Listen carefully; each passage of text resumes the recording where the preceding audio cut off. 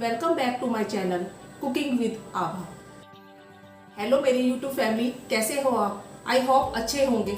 आज मैं बनाने जा रही हूँ शीर खुरमा की रेसिपी। ये शीर खुरमा ईद पे बनाई जाती है। अब ईद आने वाली है तो इस रेसिपी को आप बनाकर देखिएगा जरूर। अगर आपको मेरी ये वीडियो अच्छी लगे तो मेरे चैनल को लाइक, सब्सक्राइब और बेल आइकन को प्रेस करना ना भूलिए, जिससे मेरी लेटेस्ट वीडियो आप तक आसानी से पहुंच सके। तो चलिए शीर खुरमा को बनाना स्टार्ट करते हैं।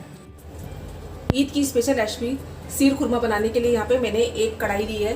कढ़ाई में मैंने थोड़ा सा पानी ऐड कर दिया था, जिससे कि हमारा जो दूध है वो तले में ना लगे। मोटे तले का बर्तन लीजिएगा, जिससे कि हमारा जो दूध है वो तले में ना लगे। अब मैंने यहाँ पे 1 लीटर फुल फैट क्रीम दूध लिया है। आप इसे किसी ब्रांड का ले सकते हैं, पर ध्यान रखिएगा फुल फैट क्रीम ही दूध होना चाहिए। यहाँ पे मैंने अमूल ब्रांड का लिया है।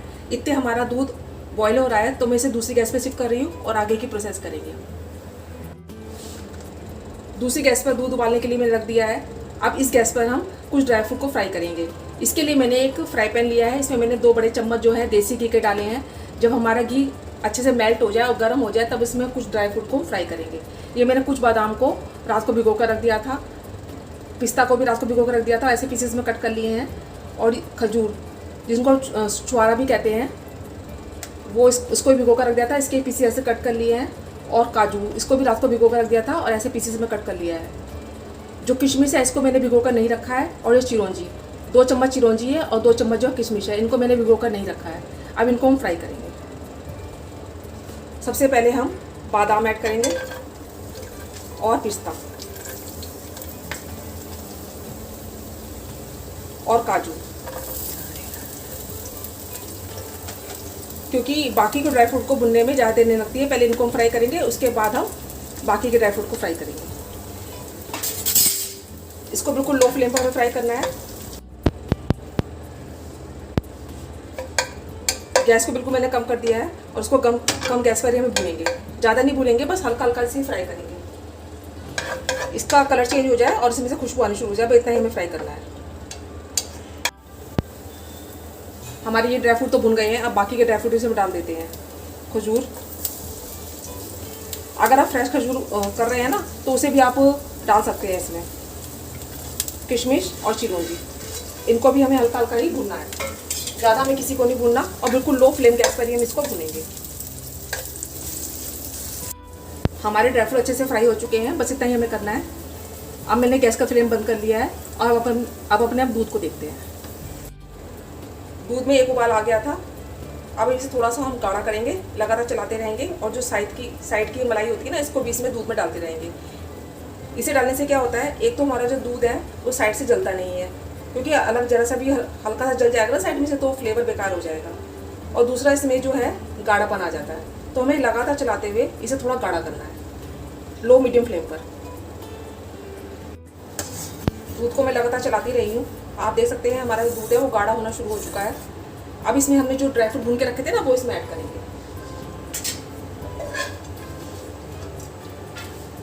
बहुत ही अच्छा फ्लेवर आता है इसे डालने से। ये ईद की स्पेशल रेसिपी है।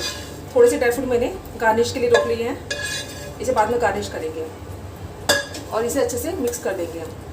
और फिर से हम इसे थोड़ा सा और गाढ़ा करेंगे। इतने दूध हमारा गाढ़ा हो रहा है, हम आगे की प्रोसेस कर लेते हैं। दूध को गाढ़ा करने के लिए मैंने दूसरी गैस पे शिफ्ट कर लिया है। अब इस गैस पर हम सेवइयाँ अपनी भूनेंगे। उसी फ्राई पैन में मैंने 2 बड़े चम्मच जो है फिर से देसी घी के लिए हैं। घी को गर्म होने देंगे, इसके बाद हम इसको, ये सेवइयाँ हैं, इसको फ्राई करेंगे। ये बाज़ार में इजीली अवेलेबल है, इसको हम फ्राई करेंगे। इसे आप तोड़ के डाल दीजिएगा, चाहे ऐसे तोड़ के, और इसको हम फ्राई करेंगे। लो गैस पर इसे फ्राई करेंगे हम, और लगातार चलाते हुए। ज़्यादा हम फ्राई नहीं करेंगे, बस इसका कलर चेंज हो जाए और इसमें से खुशबू आनी शुरू हो जाए, इतना ही हमें करना है। सेवइयाँ हमारी भुन चुकी है, बस इतना ही हमें करना है, ज़्यादा नहीं भुनना है, नहीं तो ये जल जाएगी। अब मैंने गैस का फ्लेम बंद कर दिया है। अब आगे की प्रोसेस करते हैं।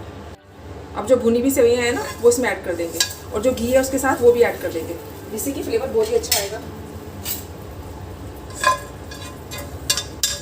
और फिर से इसे हम मिक्स करेंगे। दूध में इसे अच्छे से मिक्स कर लेंगे हम। सेवइयाँ और जितने भी ड्राई फ्रूट है और इसे थोड़ा सा और गाढ़ा होने देंगे। सेवइयाँ डालने के बाद मैं इसे लगातार चलाती रही हूँ। आप देख सकते हैं हमारा जो दूध है वो गाढ़ा होना शुरू हो चुका है। मैं आपको इनको पास से दिखाती हूँ। अब मैं इसमें चीनी ऐड करूँगी। यहाँ पे मैंने आधा कप के करीब चीनी ऐड करी है। आप इसे अपने हिसाब से कम ज़्यादा कर सकते हैं। और इसे भी अच्छे से मिक्स कर देंगे 2-3 मिनट अच्छे से जब तक चलाएंगे जब तक कि हमारी जो चीनी है वो दूध में अच्छे से मिक्स नहीं हो जाती। अच्छे से चलाएंगे, लो मीडियम फ्लेम पर इसे लगातार चलाते रहेंगे। इससे हमारा जो चीनी है वो भी अच्छे से मिक्स हो जाएगी और दूध भी हमारा गाढ़ा हो जाएगा।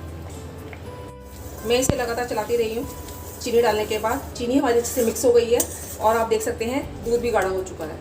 अब इसमें हम कुछ और फ्लेवर डालेंगे।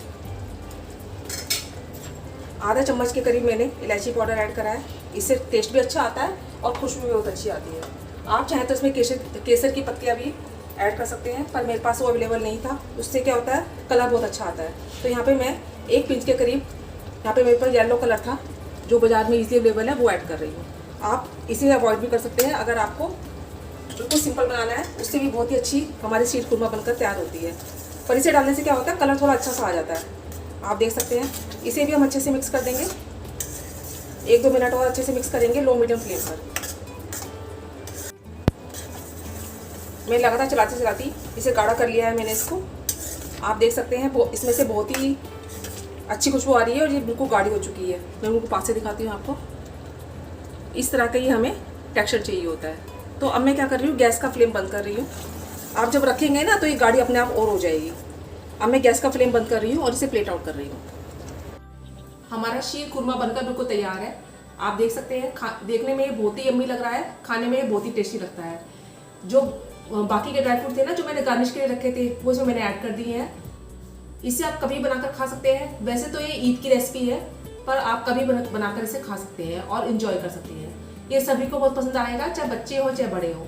तो एक बार आप इस रेसिपी को बनाकर देखिएगा और ये भी बताइएगा कि आपकी शीर खुरमा बना कैसे। मैं अपनी अगली वीडियो के साथ आपके सामने फिर उपस्थित होंगी। धन्यवाद।